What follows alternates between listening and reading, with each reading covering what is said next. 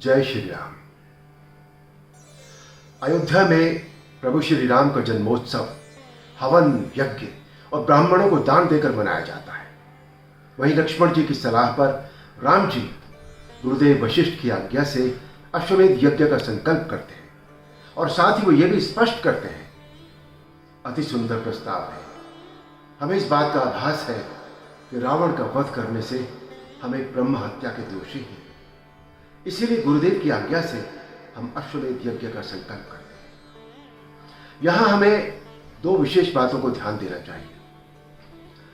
पहली तो यह कि जन्मदिन मनाएं तो सात्विक और संस्कारी तरीके से पूजा पाठ, दान पुण्य करके मनाएं और शुभकामनाओं के साथ साथ बड़ों का आशीर्वाद हम अवश्य लें। दूसरी बात यह, कर्मकांडी ब्राह्मण कैसा भी हो, उसके साथ दुर्व्यवहार या उसकी हत्या एक घोर पाप है, जिसका प्रायश्चित उस समय भी बहुत मुश्किल था और आज तो असंभव है।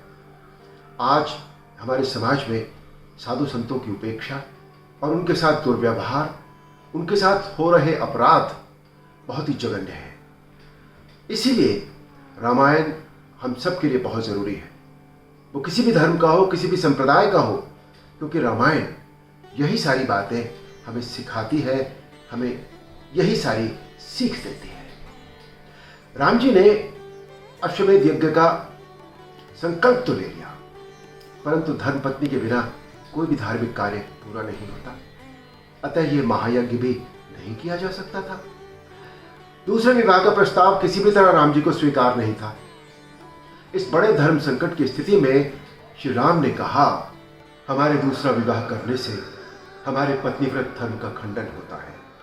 शास्त्रों में खोजिए, ऐसे धर्म संकट का कोई तो उपाय होगा। गुरु वशिष्ठ ने उपाय सुझाया कि ऐसी स्थिति में पत्नी की मूर्ति बनाकर पत्नी के स्थान पर रखकर धर्म कार्य पूरा किया जा सकता है। राम जी ने सीता जी की सोने की मूर्ति बनवाई और अश्वमेध यज्ञ करने का निर्णय ले लिया। यह प्रमाणित कर दिया कि सीता के प्रति उनके मन में वही सम्मान, वही स्थान अभी भी है।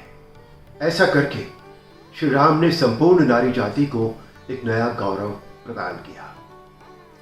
सर्वधर्म संभाव का एक महान उदाहरण प्रस्तुत करते हुए श्री राम ने विश्व के समस्त छोटे बड़े राजाओं, प्रांत अध्यक्षों, ऋषि मुनियों, विद्वानों, बुद्धिजीवियों को इस महान यज्ञ में सादर आमंत्रित किया।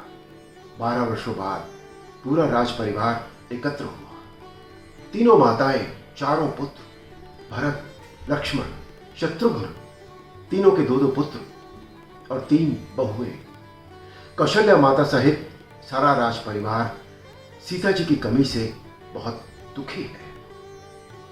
एक सम्मिलित परिवार का एक दूसरे के प्रति प्रेम भाव और समर्पण देखना हो तो रामायण का ये प्रसंग देखना और सुनना चाहिए। एक आदर्श परिवार का एक अद्वितीय उदाहरण।